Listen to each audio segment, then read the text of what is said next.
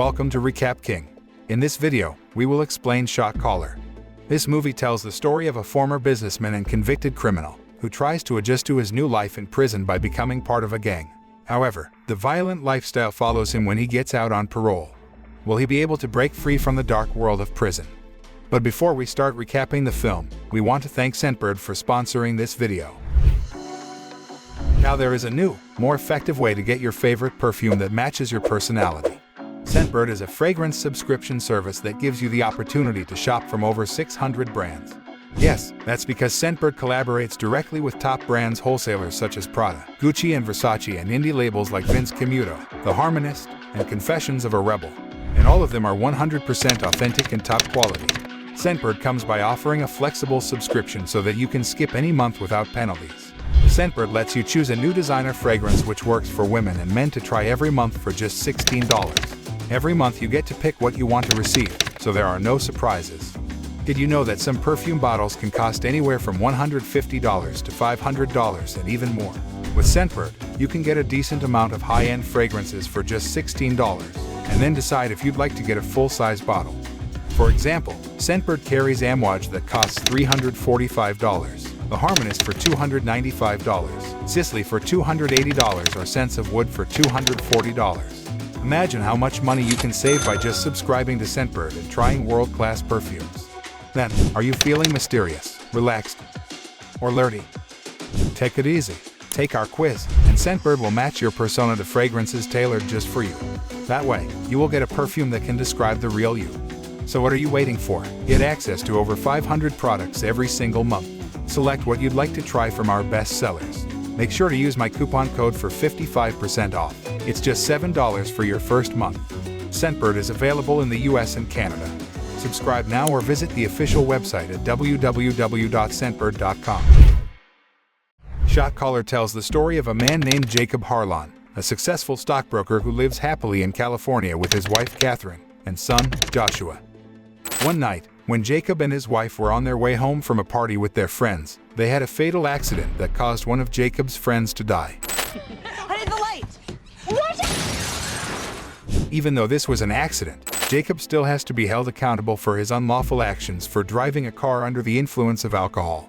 He is sentenced to 7 years at the California Institution for Men in Chino. Catherine seems unable to let her husband go to prison and leave his family. Since this was the first time Jacob had been in prison, he looked worried because of the rampant acts of violence committed by other inmates or prison guards. Jacob then thought of various ways to survive until his prison term was over. On his first day, Jacob met a fellow inmate who looked weak and a little limp. That night, Jacob overhears the gang rape the fellow inmate and quickly decides that his only chance at survival is to go on the offensive. Jacob finally realized that he had to look strong and have great courage and self-confidence if he wanted to survive in prison, or else he would end up like his fellow inmate who other inmates were targeting. The next day, Jacob accidentally started a fight with one of the prisoners who looked strong, and because of his reckless actions, he had to be thrown into solitary confinement for 30 days. Apparently, Jacob's reckless action attracted the attention of a man nicknamed Bottles, the shot caller for the white supremacist gang. After Jacob was released from solitary confinement, he immediately recruited Jacob to join his group. In exchange for Jacob's security while in prison, Bottles requires Jacob to work for him, and without thinking, Jacob immediately agrees. One day, Catherine visits Jacob in prison and complains that their savings are running low, and sooner or later, she will have to think of other ways to earn money to support herself and their son. Catherine told Jacob that she would start looking for a job to generate enough cash to pay for Joshua's education. Meanwhile in prison, Jacob starts doing various jobs that Bottles orders him to do. One of them is to smuggle heroin and not be caught by the guards on duty. However, when Jacob was good enough at smuggling heroin, Bottles then asked him to do a more dangerous task: kill a prisoner suspected of being a snitch. Jacob, who had never killed anyone in his life, suddenly hesitated whether he would carry out the task or disobey Bottles' orders. However, if he didn't, then his efforts to survive in prison would be wasted, and perhaps he would no longer have security and become the target of other groups. Therefore, by mustering all his courage, he finally kills the prisoner. After committing his first murder, Jacob looks frustrated, but he had no other choice, and he would do anything to survive in prison. Over time, Jacob rises in rank, obtains the alias money, and grows even more hardened by prison life. His appearance has begun to change with a mustache, beard, and tattoos that fill his arms like a real gangster. One day, Shotgun, one of the prisoners who is also a member of Jacob's gang, tells him about Herman Gomez, one of the prisoners who turns out to be a mafia and leader of the Chernos gang. When a feud breaks out between some of the most powerful gangs in prison, Jacob, who is forced to participate, takes the opportunity to gain Herman's trust. When a prisoner tries to attack Herman, Jacob immediately lunges and kills the prisoner, right in front of Herman, so that the man feels he owes his life to Jacob and earns him respect from other gang leaders. However, Jacob's actions were caught on surveillance cameras, and he was sentenced to 9 more years as a result. Hearing this, Catherine seemed even more frustrated, especially after Jacob deliberately cut off communication with his family, and asked Catherine and his son to forget about him and move on with their lives, without ever expecting his presence in their lives again. After the chaos incident, Jacob is transferred to Corcoran State Prison, a maximum security prison reserved for the most dangerous criminals. Jacob got information from his fellow inmate that Redwood was the most influential inmate in that prison. The next day, when Jacob finally faced Redwood, he even said that he was just a high-ranking member. Redwood tells Jacob that the most respected person in this prison, even outside of prison, is the Beast, a shot caller of one of the most influential and powerful gangs in the world. However, the Beast was placed in a separate cell from the other inmates because the man was considered very dangerous. To meet the Beast, Jacob deliberately fights with one of the most dangerous inmates. Jacob's efforts to attract the attention of the Beast was not in vain. Hearing that Jacob deliberately started a fight with another inmate just to meet him, the Beast was a little impressed and ordered a warden named Robert to bring Jacob before him. Despite his status as a prisoner, the Beast, who is also the leader of the most influential gang in the world, can still control all his men outside the prison and run his business. The Beast also has great influence in prison by bribing Robert and the other guards so that none of the prisoners dared to fight him. Impressed with Jacob's dedication, the Beast promotes him to his second in command.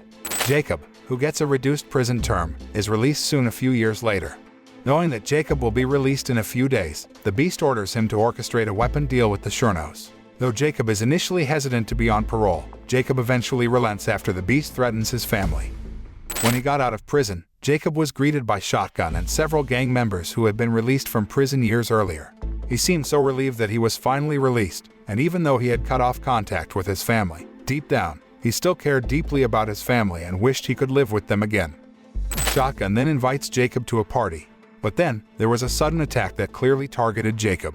It is not known who was behind the attack, but Jacob has become warier of those around him since the incident.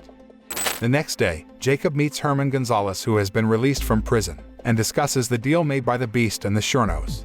After that, he secretly went to his wife and gave her some money. Even though Catherine refused, Jacob forced her to accept it and then walked away. Despite his love for his wife and son, Jacob realized that he could not return to his family. When Catherine decides to go to Jacob's house with Joshua, Jacob drives them away before the rest of the gang sees him. Joshua then told his father that he could not accept his father's decision to leave him and his mother because he only wanted to protect them from the cruelty of the gangsters. Joshua even tries to convince his father to return to his family and face it together.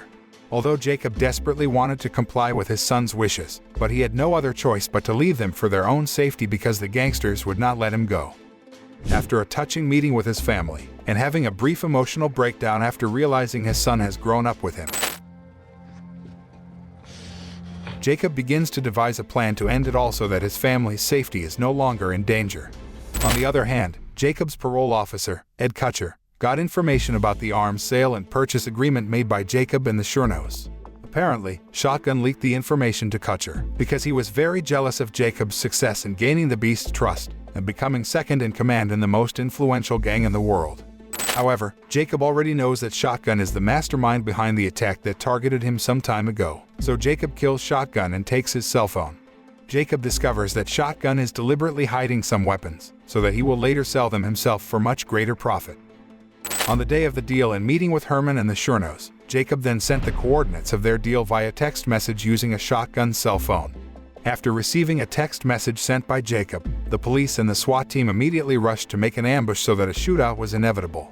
Jacob was then secured by the police and thrown back into prison. After being fully validated, Jacob was eventually sentenced to life in prison without the possibility of parole. He also turned down Kutcher's offer to testify against the Beast in exchange for a full pardon, as doing so could endanger his family. Jacob is returned to Corcoran State Prison, where the Beast, having realized Jacob was responsible for the attack and deliberately thwarting the deal, threatens to kill his family for disobeying his orders. But apparently, Jacob had prepared everything before he finally returned to the prison. He had already prepared a razor blade and stolen the keys to the handcuffs from the guards.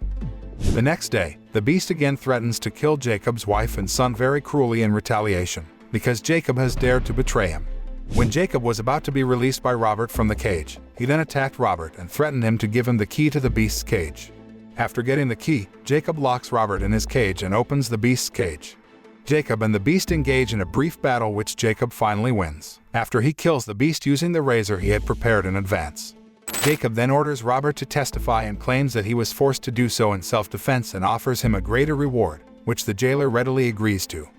After the death of the beast, Jacob became the single most dangerous and respected inmate in prison. Not only that, he is now taking the beast's place as one of the most influential and powerful gang leaders in the world. With his family's safety now guaranteed, Jacob receives a life sentence and informs Kutcher of the location of the remaining weapons. Jacob then receives a letter from Joshua informing him that he and his mother have lived a successful and happy life and have forgiven his father. Jacob is emotionally moved when he sees photos of his previous life with his family. He realizes that sacrificing his own freedom to kill the beast is the only way to protect his family from his enemies. The film ends. In this film, it is explained about the price of a sacrifice to protect his beloved family. After entering prison and getting involved in the world of gangsters, Jacob is willing to give up his old peaceful life so that his family's safety is fully guaranteed. Therefore, as much as possible, stay away from harmful environments and relationships that can plunge you into dangerous situations, because not only will we be threatened by all of this, but the safety of our loved ones will also be threatened.